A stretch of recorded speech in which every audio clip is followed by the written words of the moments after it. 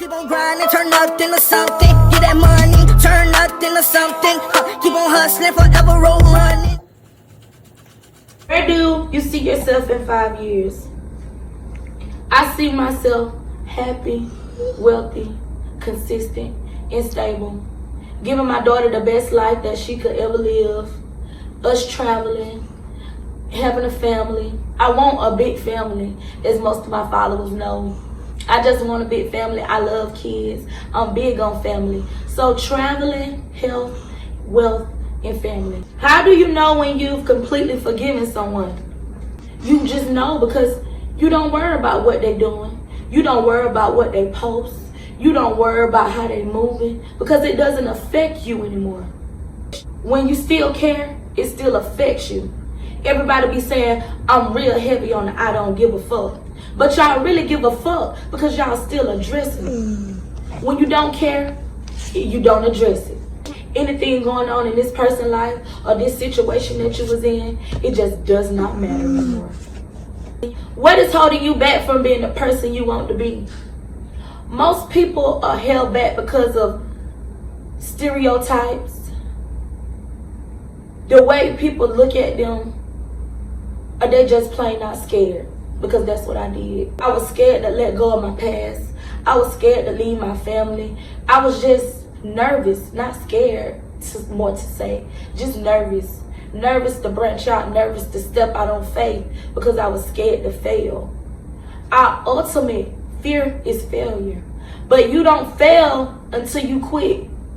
So don't quit on your dreams. Don't give up on whatever you want to do. That's when you'll become the person that you want to be. That's when you'll reach your full potential. That's when you'll just be you. Because when I let go, faced my fears, and stepped out on faith, that's when I became Jazz. How do you know when someone is good for your circle? Y'all got me with this one, because I still be battling with this. I'm just big on energy now.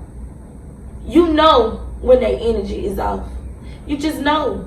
Because negative people ain't gonna fit good in your circle when you're positive. That's just how it is. And I had to learn that. I was telling people, I'm gonna be there for you no matter what, but I wasn't getting the same response. I was telling them I loved them through thick and thin, and I was gonna be there, and they was never saying it back. And I was almost shocked when they disappointed me or when they hurt me. So I was like, why you even disappointed? They didn't tell you the same thing. They don't even want the same thing that you want. They don't even feel the same way that you feel. So I mean, when someone is not good for your circle, you'll just know, because your energy gonna tell you that. Yeah. Remember that word, energy. Energy. Be big on energy. Co-parenting. Co-parenting can be very, very easy. It's very, very easy for me because I moved on.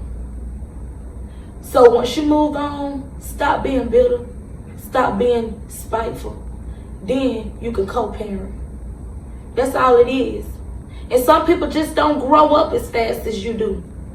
But a child can't miss who they don't know, and a child can't be mad about something that they don't know. So don't never tell your child this and that about their mother or father. Let them figure it out for themselves, and then you won't have to worry about being mad at each other about what that child thinks. Co-parenting is very, very easy, but we make it hard. How do you know when you're happy and content?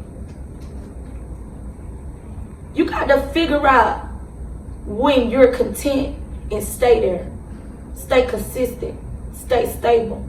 I always tell myself happiness is temporary. And a lot of people think money is happiness, but it's not. You can't buy happiness. You can only be blessed with it. See, I'm happy because I'm blessed. And when I became blessed, that's when I received money. And then I could bless myself with other stuff. It all starts from within.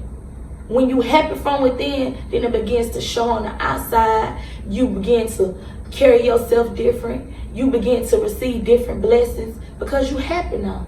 That's when you know when you're content, because you're stable. What motivates you? My daughter motivates me. My family motivates me. My money motivates me. Me going back to the bottom motivates me. So whatever motivates you, whatever motive you have in life, just continue to go at it. Continue to do it. Everybody's motives to what they do in life is different. So don't look at my motivations and think, oh, I'm just do this right here so I can feel like that. You can't compete where you don't compare. See, other people look at other people's life and be like, I can do it better than her. You can't be Beyonce and not have Beyonce vibes. That's why you ain't got Beyonce money. You can't be Oprah and not have Oprah vibes, because Oprah is Oprah. Be you, stay in your own lane and mind your business, because this is your lane and this is somebody else's. When you try to cross over, you lose your focus and you lose your motive, and now you all like this because you in somebody else's lane. Let somebody stay over here and you stay over there and run your own race. Just run your own race and you be your own motivation. Let your problems be your motivation. Let your strength be your motivation. Let the bottom be your motivation. Once you get to a certain point in life, you don't want to go back down. So that's what's going to motivate you. The bottom. How do I find self-love? Y'all know I'm big on self-love, baby. This is me. This is my topic. Because I love myself. I don't know about you. Love yourself enough not to go through certain shit. You just gonna find self-love. You gonna find your focus. You gonna find what's for you. And you ain't gonna want nothing less. Like I told y'all before. Know your worth and add a little tax. Know your worth and add a little tax. Don't never forget that. And you can't expect to find self-love in somebody else. You can't love nobody else if you don't have self-love. Stop being mean to that man because you don't love yourself. You have to love yourself in order for him to love you. He see how you carry yourself. She see how you carry yourself. And that's how you getting treated. Treat yourself to a certain standard.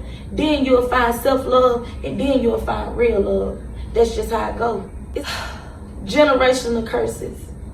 When you start breaking generational curses, it's like you ain't welcome in the family no more. Because they almost think you feel like you better. But it ain't that. I just broke that curse. I just broke that curse, so I'm not like y'all no more. But I still love y'all and I'll do anything for you. That's what I'm saying. Generational curses are real. When you the black sheep and you not like your generation, you just don't fit in. You just alone. And that's fine, because that's when you find yourself and you happy. Look down the generation and see how many women and men married in your family. Look how many people graduated from college in your family. Look how many people are single parents in your family. Look at how many people married and have a family. And then look at yourself. Look how many men and women cheated on their wives and husbands in your family. And look how you is. That's how you know when you break generational curses. And that's how you know generational curses are real. So break them curses, break them standards, and become you. Your last name don't define you. The people who you grew up around don't define you. And that's just that. Oh my God. Soul ties. I'm going to sit back on this one. Soul ties. It's different type of soul ties. It's just different type of soul ties when you go into it. It's a physical soul tie. It's an emotional soul tie. And then it's a sexual soul tie. But in the end, they all go together. I have sex with this person and I'm never going to feel nothing. You are eventually. Especially if you keep sneaking linking with them. You're going to start to feel. You're going to start to act like this person. All them people who they dealing with going to reflect on you. You're going to start feeling lonely, unloved. However that person feel, that's how you going to feel. So it's going to attach y'all to each other. It's going to become physical. You ain't going to want to be without this person. You're going to be so attracted to this person because their soul is not in yours. It's a soul tie. And that soul tie gonna have you stuck. Once you get stuck with that sexual and that physical, because they look fine to you, you don't want nobody else to have them. Now you got that physical soul tie. Then comes the emotional soul tie, because y'all became so toxic to each other. It became emotional. It just became an emotional soul tie. Y'all don't know how to feel. Y'all fussing and y'all fighting. And y'all don't even know how to love each other for real. Because y'all done been dealing with so many other people that it just became toxic. See, some people, they just like toxic shit. And when you begin to love yourself enough to get out of that soul tie and that toxic shit, that soul tie gonna be gone. Because once you done with that person, that physical soul tie gonna be gone. They're gonna be disgusting to you. That sexual soul tie gonna be gone because you ain't gonna even want them exploring your body. That's just how it is. So soul ties are real, but they can be broken. No matter what you do in life, mind over matter. Tell yourself something so much, you will start to believe it. Tell yourself you can let this person go and put some action behind it. Everything reverses. So don't wish bad on nobody, because you don't want bad to come back to you. No matter what somebody do to you, say, I wish them well. I want well for them.